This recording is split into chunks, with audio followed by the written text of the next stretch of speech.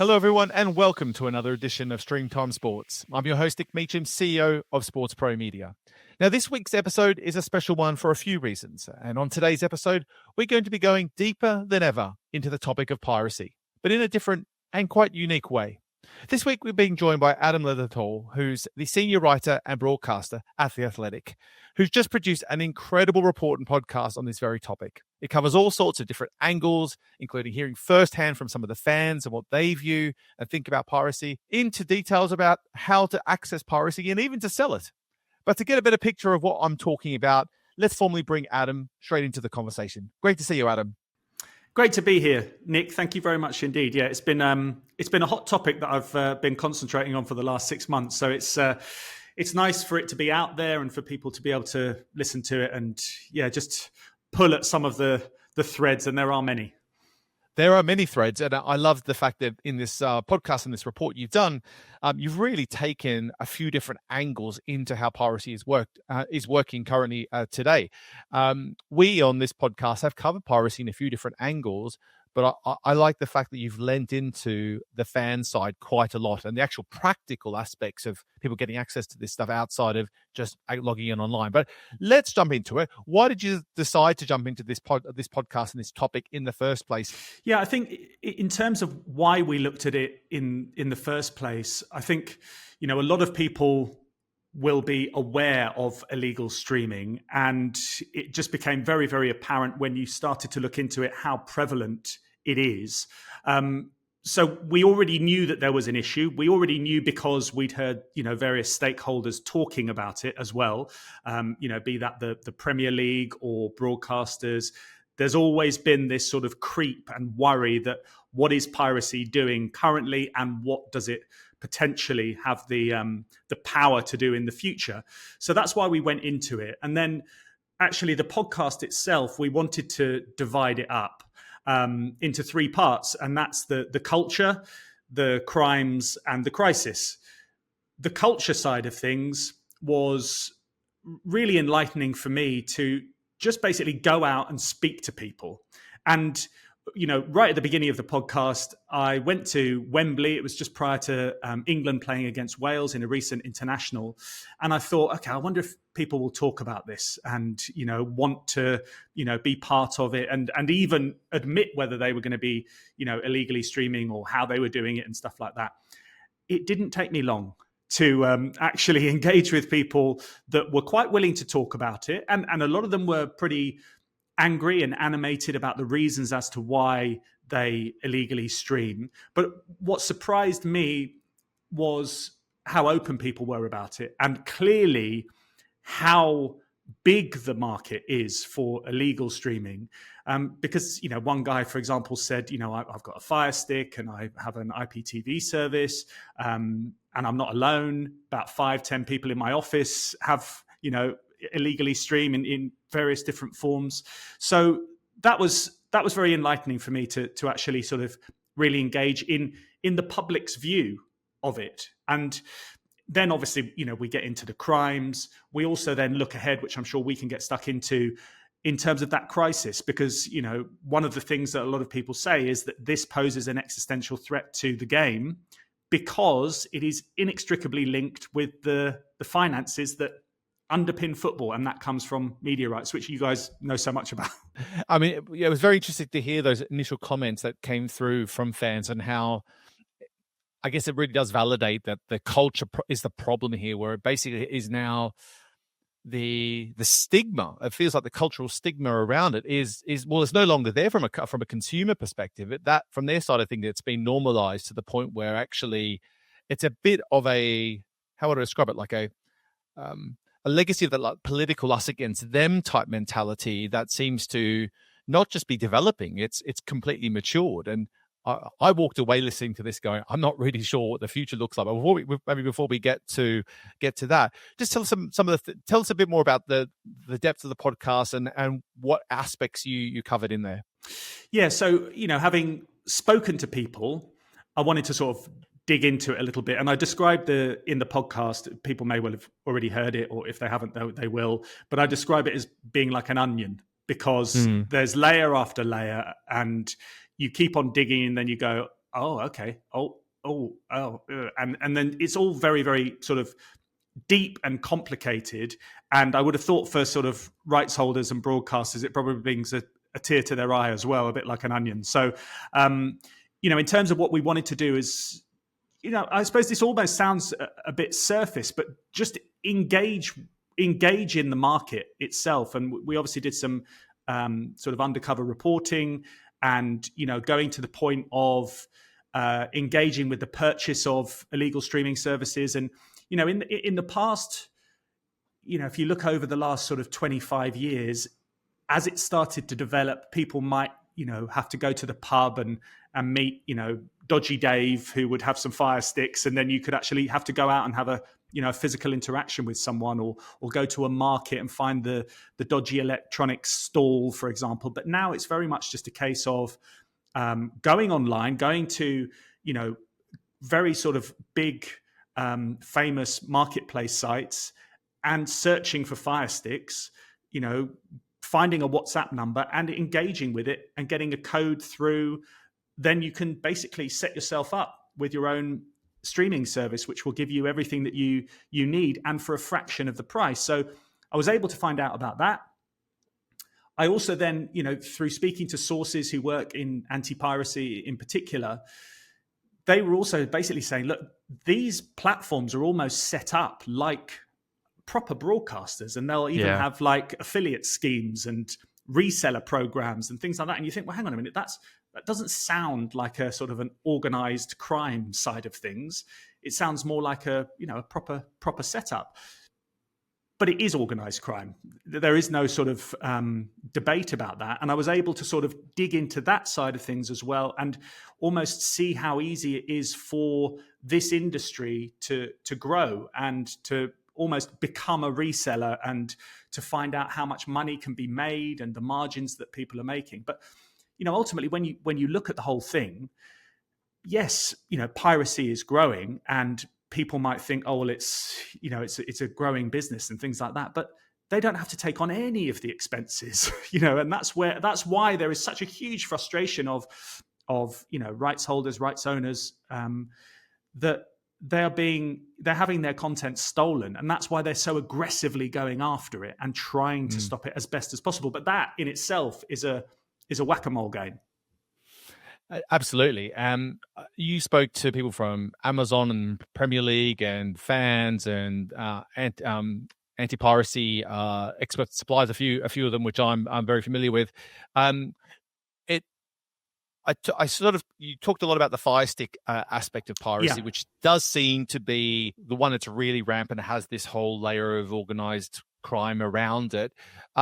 Did you find any other examples of piracy that came up in conversation, or was that really the one that is, let's say, the bread and butter of piracy, this Fire Stick type approach? Because I've heard there are others that exist that are purely digital, but without the Fire Stick aspect of it.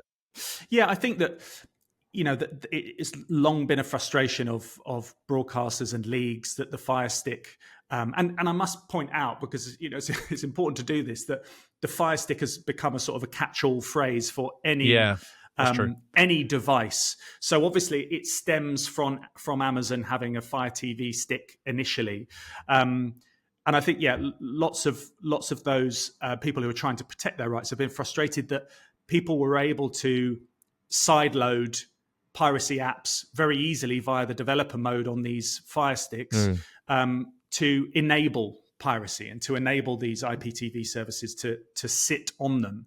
And it was interesting with Fire Sticks. I'll come on to a couple of the other sort of main methods that are used in a moment, but we did go on a bit of a journey with the Amazon Fire Stick, and I engaged with people at Amazon, because I was getting information that they were really now facing a bit of pressure to really clamp down on it. Now, this is quite a long-standing issue, but it just seemed that it had sort of reached a bit of a head over the summer, and that there were things that were starting to happen in the background. And then obviously, and this would be longer in the planning than just 6 months, but they obviously launched their new Fire Stick 4K Select, it's called, on a new operating system.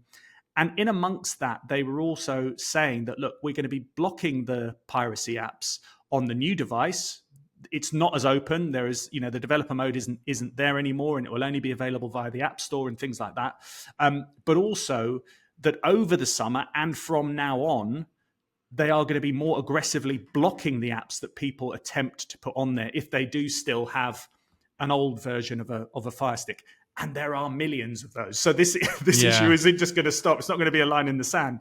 But yeah, I mean, one of the other big things which we discuss and sort of analyze in the documentary, and this is where it's sort of in a bit of a gray area, is VPNs. Because, we've seen brands like NordVPN, who we engage with as well, and we spoke to them. They're quite aggressively sort of in the football market, sponsors with Leeds and Sunderland, and a couple of football podcasts as well. And you just think, are they sort of plonking themselves into this environment because they know how prevalent people trying to circumnavigate the geo restrictions are? And I found it interesting to sort of speak to both sides of the divide in that and learn a bit more about actually using a VPN. Yes, it's good for your own online security, but yes, it does also provide, masking, so you can be somewhere elsewhere, and that then helps access, a foreign subscription or whatever. But also then, when you are using a VPN, sometimes in the terms and conditions, it's what you're actually giving away, and people actually people now able to access your IP address, but also your bandwidth, and how that can create sort of links with botnets and all this sort of stuff. It's very complicated, but that's where it's another piece of the jigsaw of piracy, and that's known as geo-piracy in the documentary, rather than just sort of your bog standard piracy. I thought that was interesting. Both those aspects. I wasn't really familiar with the fact that the pirates were actually using fans' computers to create this network of access across the world with that. And I think the VPN side is a very interesting topic. Your point about how VPNs, I've seen them marketing and sponsoring a whole host of assets, sport and non-sport related. And yet when I speak to people about their use of VPNs, it only really comes down to something to do with the subscription access or accessing content they shouldn't be in some way or shape or form. So it's nice that they have a story there, but I feel that it is a bit difficult to see how it's worth their time marketing themselves along sports unless it is linked with something that is a needle mover, because it's not cheap to sponsor sports like they do. On one of the things you did was a fan survey with YouGov. Tell me a bit about some of the findings that stood out for you in that survey, which I thought was quite interesting. Yeah. And I'll tell you another thing, which has just come out on the Athletic as a follow up to the documentary. So the YouGov data, we commissioned a report from them, and they're a UK research group, and they found that 9% of the UK population had illegally streamed over the last 6 months, and that equates to 4.7 million people. And then on top of that, 9% more said that they were either unsure or preferred not to say. So, and that's fair enough, and that does also reflect that there is, there is amongst some people, albeit the people that I spoke to outside Wembley were very forthcoming, there will be some people that go, oh, I'm not quite sure whether I should be doing this, and I'm not comfortable even conceding to someone, even anonymously, whether I'm doing it or not, which is fair play. But in terms of what they found, they highlighted obviously the main reasons being cost and convenience, and sometimes a little bit of a, as you mentioned before, sort of sticking it to the man and not wanting to comply. I think that's part of the reasons why not being able to, in particular, because this was a UK survey, not being able to access 3 p.m. kickoffs is a big thing because of the blackout, and that's another sort of element that we do analyze, and I think that's worth further discussion as well. Yeah. But it just showed that there is such a huge amount of people doing it now.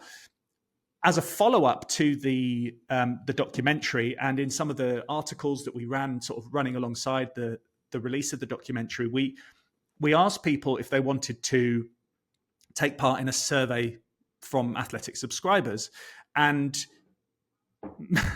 despite one of the first comments on one of the articles saying, "Oh, we're not going to fall for that trap," and we don't want to take part in any survey, it was completely anonymous. I just want to point out it was completely anonymous. Over 5,000 people took the survey, which is actually a really it's a good sample size, strong sample size, exactly, and it gives it quite a lot of heft actually, and the results are even more overwhelming than the YouGov poll. Now, look, we did actually feature in the initial documentary that there was another data set that we used from a global research firm called Brand Finance, and they'd highlighted that 44% of users had considered, or of the respondents had considered using illegal streams. Now, so we obviously asked the direct question to our subscribers, and they came back with 47% used illegal streams. Wow. And that's a huge amount. Now, I'll try and be balanced in this, but it was overwhelmingly towards illegal streaming. The main reason why people didn't was it was a moral position that they had taken. So I think that's worth considering. Yeah. But 57% of respondents, and this is over 5,000 people, said that they had been doing it for 5 years or more. So it does show that it's a relatively long-standing thing. The methods, again, the majority were using websites, which was 40%, Fire Sticks was 33%. And the main reasons, again, cost, ability to watch the 3 p.m. kickoffs, and the convenience, not having to have multiple subscriptions, just having one place that they can go. And, it does, in the grand scheme of things, it does make a lot of sense. Let's be brutally honest about this. And one of the things that the industry obviously do, and there is obviously a lot of law enforcement information and a lot of research done behind this, is what they try and do is just warn people of the dangers and the potential dangers out there. However, that message from, what we learned in the documentary, we highlighted some of the messaging that they have, but we also highlighted the other side. Some of the messaging, it doesn't seem to be landing with audiences. So, we asked, are you concerned about the risks of cybercrime? No, 73%. Are you worried about links with organized crime? No, 70%. So it just shows how difficult it is for this tanker to turn, and for anything apart from changing the price point, making it more accessible, isn't going to change things. That's the long and short of it. And then that leads you into the future and the coming crisis, I suppose. Absolutely. I mean, those results are fairly damning for the state of the situation, really.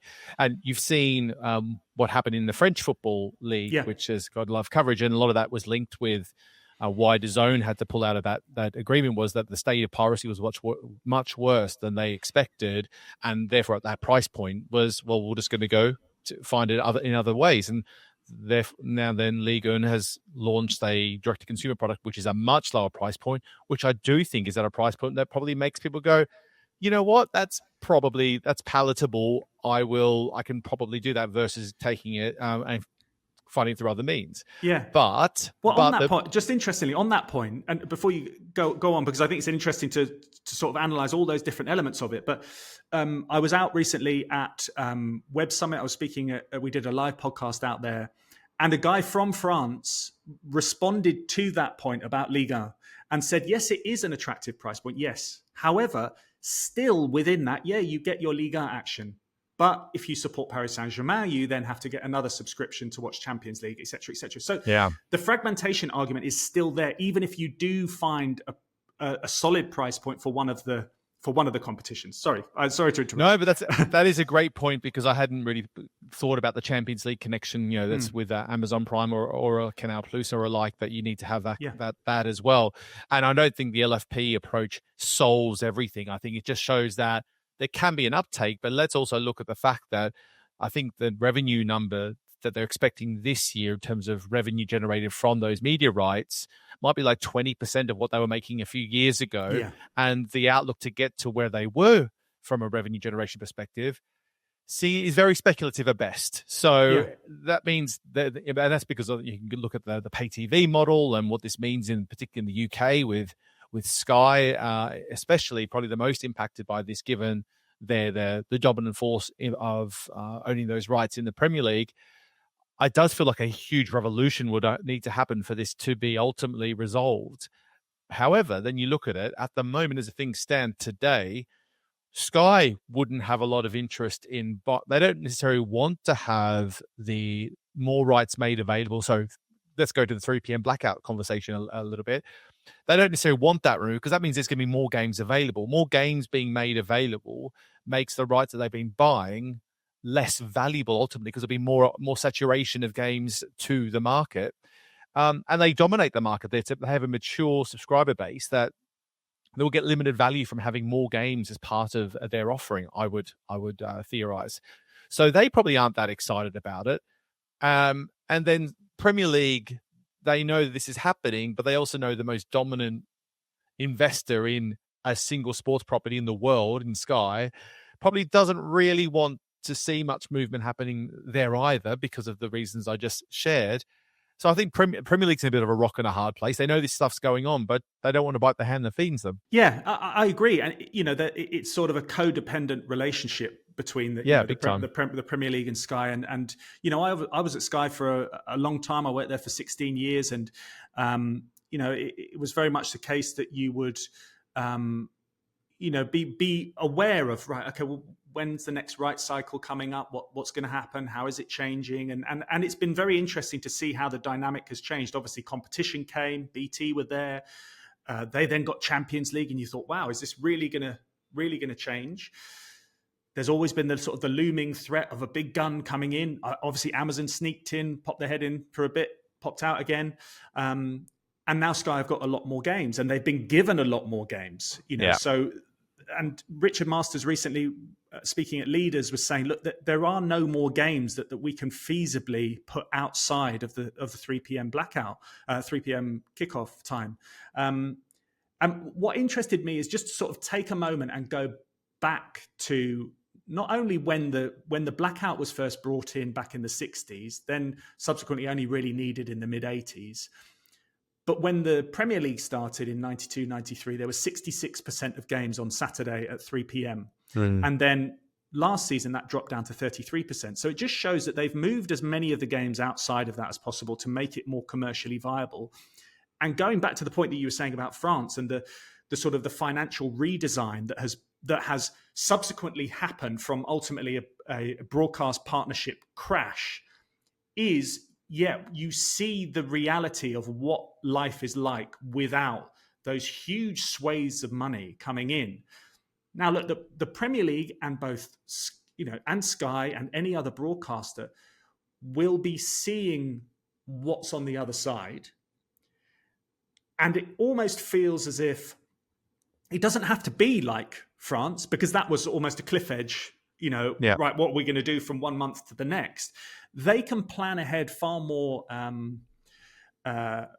prudently, I think, and just come up with maybe a better sort of partnership plan potentially, but where, Sky could work with the Premier League more in a B2B rather than, Sky being the B2C arm.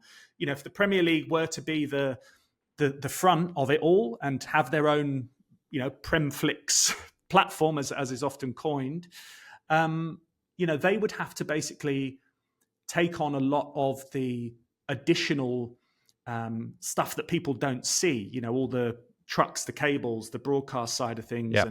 And even, which I found interesting just in discussions, that, the Premier League, they don't have to provide any customer service to anyone at the moment, and that is all done by the broadcasters. So that's quite a big consideration. And, that's what Sky have done for years and years and years. They've been the people sending out trucks to people's houses to put up satellite dishes. Obviously now that's moved on to, streaming services and stuff like that. So I just think there seems to be quite a long runway to the point that we get to a moment where consumers go, oh, that's actually a really nice proposition. But any more delay, and if it goes beyond 2029, and if we get another rights cycle that takes us into the mid-2030s, you just think, well, hang on a minute, we know that the horse has bolted already. you need to grab hold of a rein or his hoof or something to stop it getting even further away.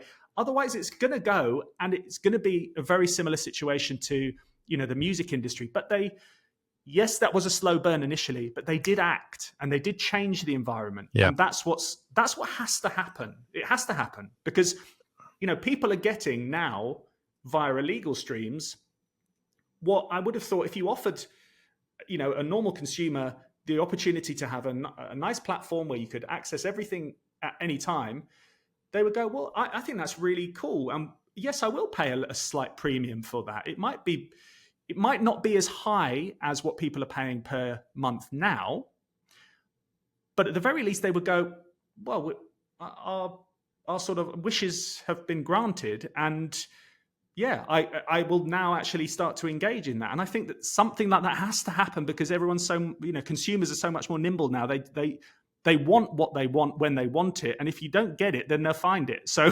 that's why it's grown so much. Yeah, 100%. And I think one thing for us to really think about is we've seen, for those following what's happening across media rights investment across the world, there's been huge revenue growth in the US. But one of the main traits of those US rights holders is most of their content is available through very mature or free-to-air providers, accessible at no extra cost to established services.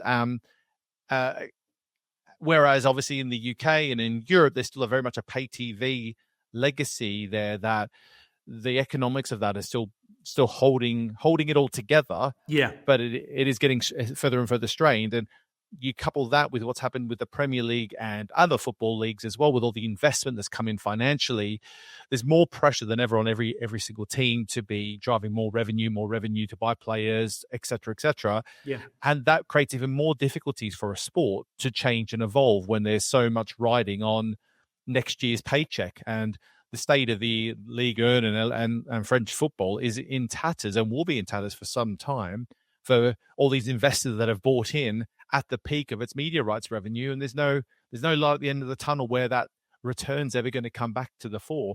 So I don't think there's a real solution here unless it is a real revolution in the way the broadcasters are operating, and this 3 p.m. blackout has to go in the UK especially. And when I was actually living in Jamaica, for the regular listeners to the podcast, I was there last year for a period, and I was asking, how do I get access to all the games that I want to be watching? And people were like, well, the only way you can do it is get it off an illegal stream somewhere. You can't get the bulk of it because the local broadcaster didn't want to fork out the rights for all the games. And they thought just no one was able to watch it. So there's almost, with that happening as well, and this sort of legacy of only giving access to the rights that are being bought, which is a prudent business approach until now.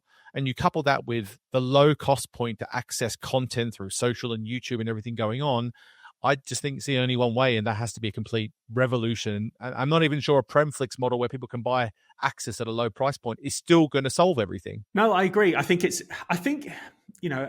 as we were discussing before with Ligue 1 offering it, but then someone will always have a problem with it because they can't access something else. You need to at least have a starting point that starts to claw back some of those who have gone to illegal streams. So anyone that is accessing illegal streams because of the 3 p.m. blackout, you offer them the alternative and you give them those games. Then you go, well, okay, well, what more do you want? And then, yes, okay, then it's maybe how do you actually join the forces of different governing bodies to offer one, united product, for example. Like everyone wants to, the World Cup is free to air, but if you wanted to watch Champions League games or Europa League games or whatever it is, that would need adjoining forces between, UEFA and the Premier League or La Liga or whoever it would be, depending on where you lived. But what I think is really important is that, you've mentioned a couple of times that a revolution is needed.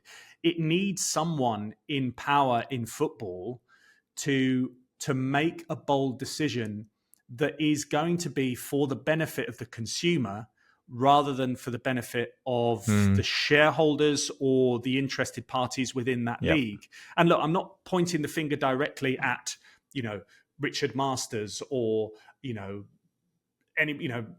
Alexander Schäferin, for UEFA or whoever it would be.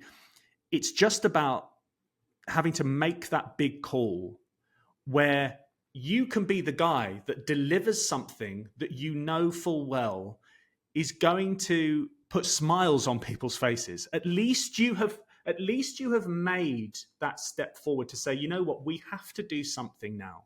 And I think until someone actually is proactive in, picking up the can rather than kicking it down the road, then it's just going to lead to more and more drift away and disconnection and dissatisfaction, disenchantment, all the disses. They are dissing the model at the moment, So I just think it needs that moment. But the problem is that, especially with the Premier League in particular, it's different with US leagues for NFL, for example, or even MLS.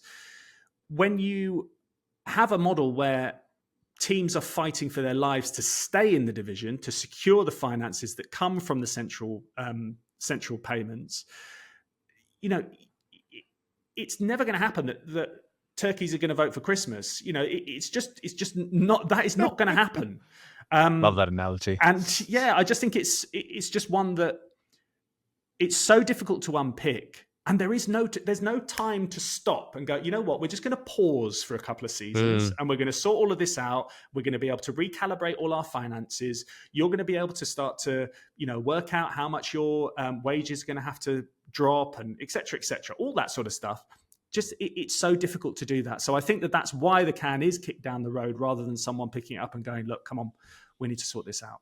I mean, that's also a challenge with such a global proposition that the Premier League would not want, and its stakeholders would not want to risk losing a bit of its dominance in the market, which it clearly has. And you've seen the result of what's happened in not only in the French league, but the Spanish leagues in a bit of trouble. The CEO, Javier Tebas, has talked about the fact that media rights are a challenge, and talked about piracy as a major issue. And they've been investing a lot of time and effort to try and fight some of that as well. Did you get, Adam, talking to fans and to the survey, any sense of if there's a difference between younger or older fan groups in terms of their adoption of this? Is there, for example, younger fans being more prevalent because they're more tech savvy, or are younger fans being perhaps driven away from football altogether because basically they can't access it as easily as they should? It's interesting.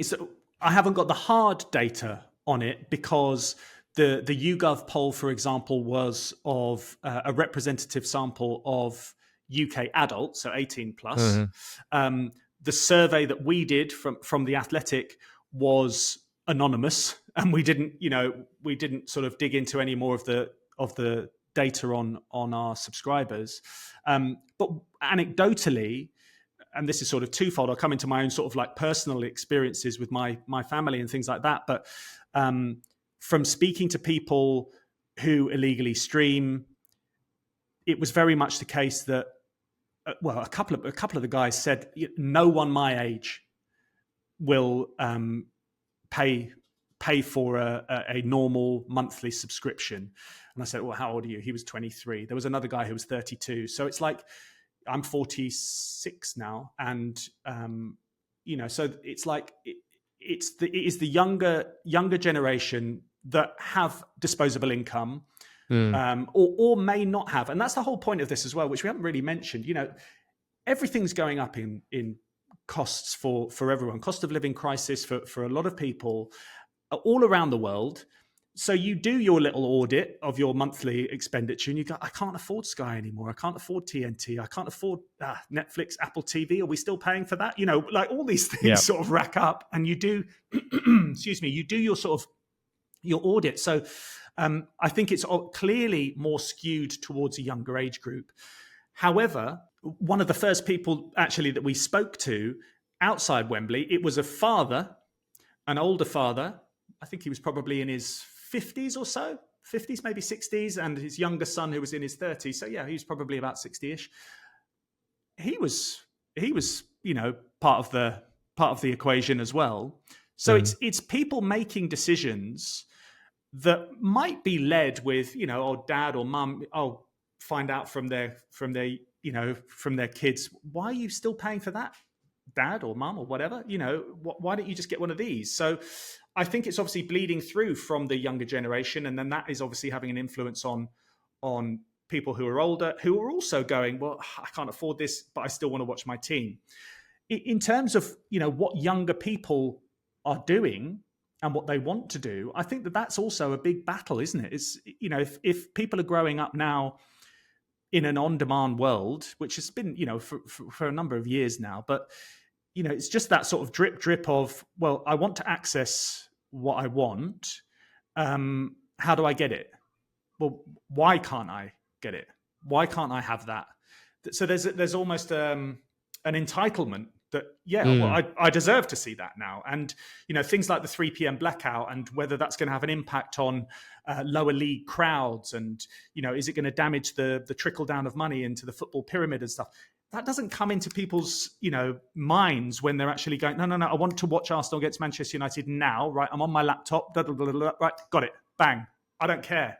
So I think that's where, the game is sort of sleepwalking a little bit into the situation. And yes, you can have that whack-a-mole approach where you have anti-piracy measures and you do as much as you can and you try and shut them down, but you're pushing against the tide ultimately.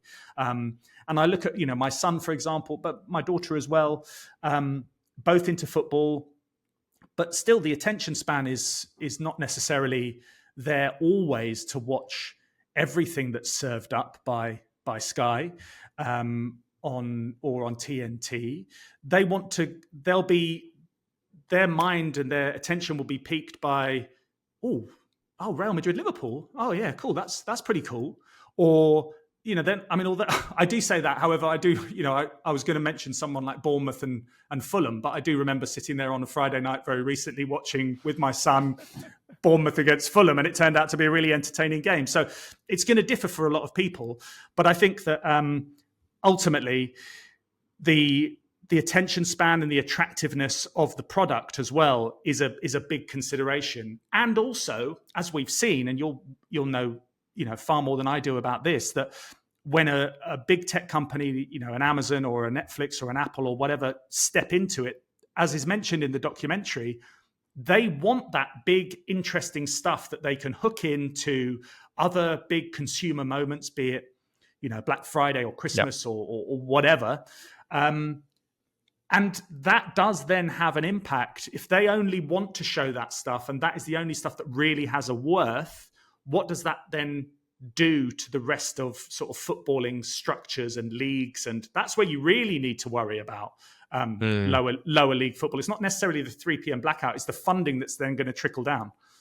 Yeah, absolutely. I mean, look, there's a couple of things that jump out to me before I'll move on to my next question, which is going to be about a little bit about what you learn about some of the international destinations you saw where some of this piracy was coming from. But the points I made before about the fact that generally, like for people's entertainment, people are not paying for the bulk of that now. Whether it's an existing legacy subscription at a £10-15 a month of Netflix, which is just kind of part and parcel of their lives today, or YouTube and social media, which in YouTube in many countries is the number one platform for consumption and being used as TV this day and age.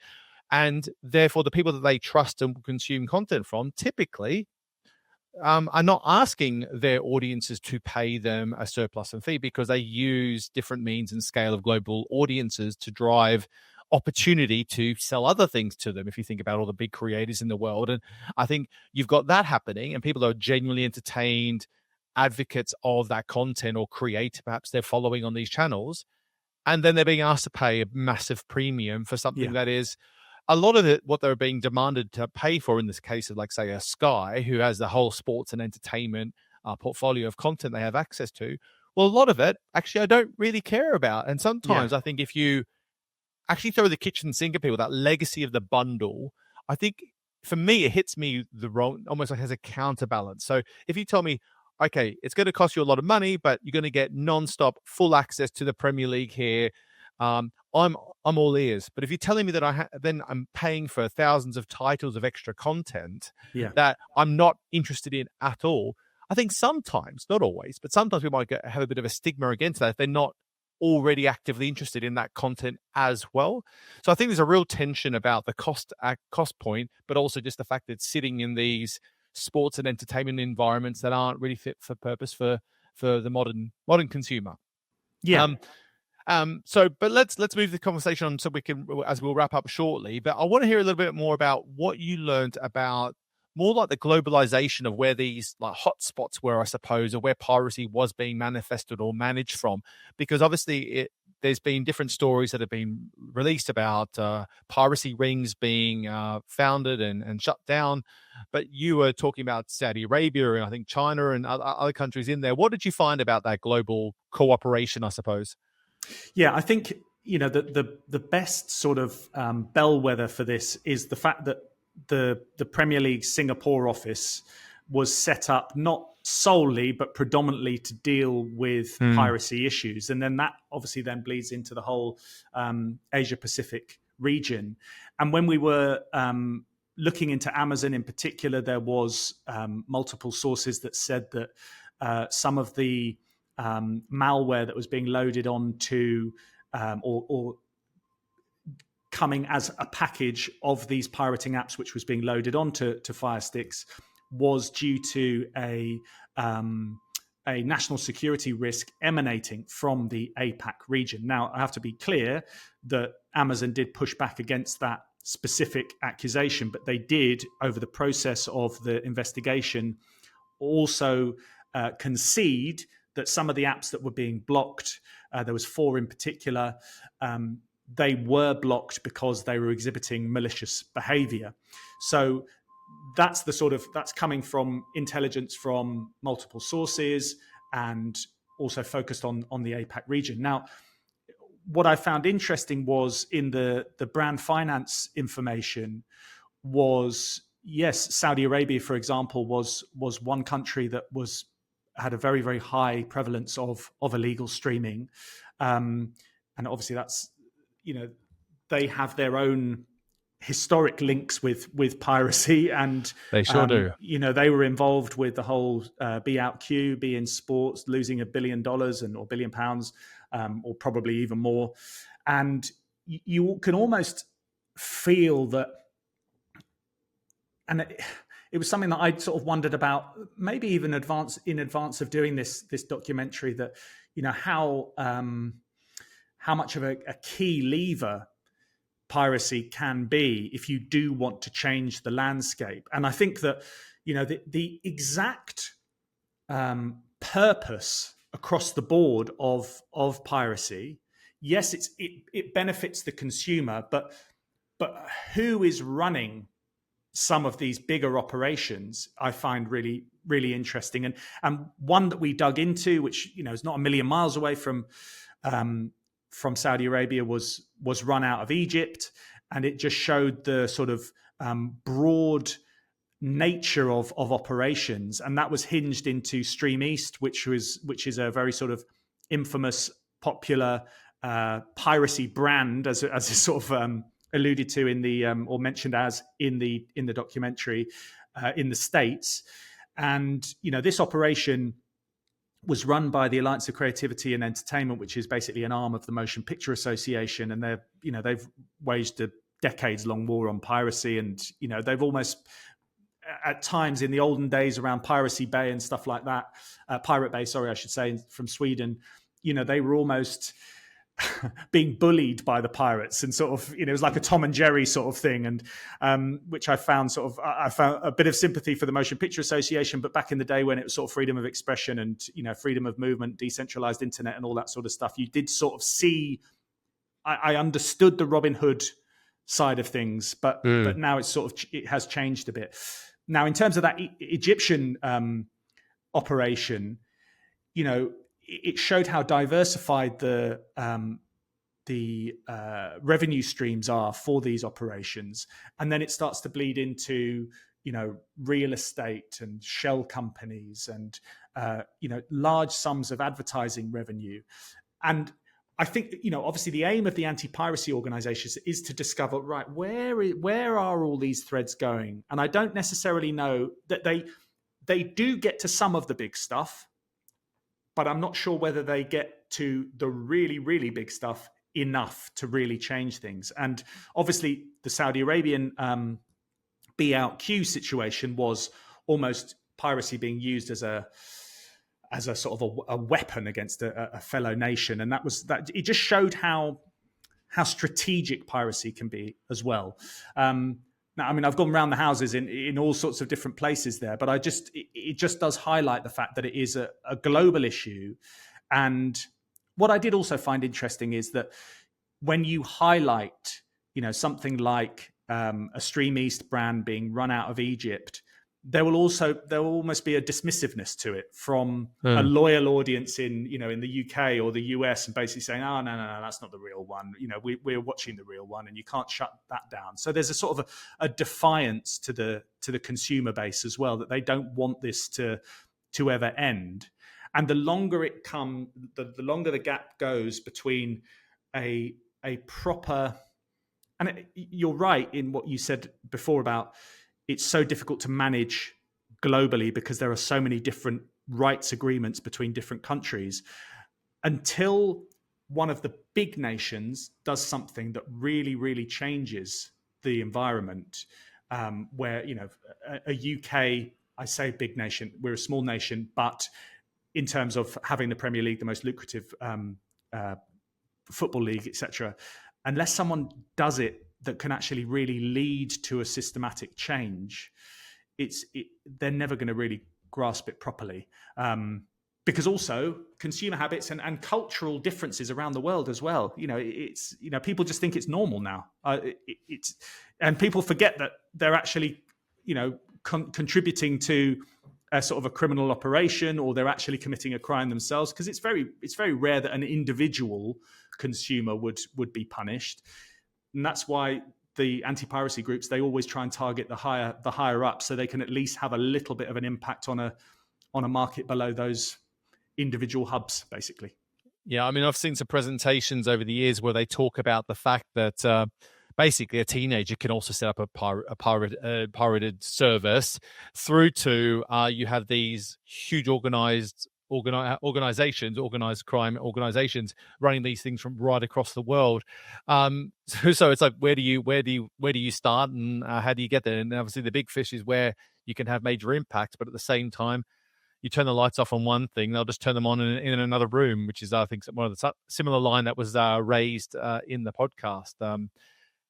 So look, given everything you've covered and the documentary, Adam, that you've produced, and all the conversations you've had, is there any light at the end of the tunnel here? I mean, we've sort of alluded to revolution being needed and so forth, but do you have any predictions perhaps of where the future will take us in the near future anyway? Yeah, I think, and we sort of discussed this at the end of the podcast as we were sort of doing the same, considering what could happen in the future, and a bit of a sort of a positive element, I suppose, for all concerned, the broadcasters, the consumers, the rights holders, etc.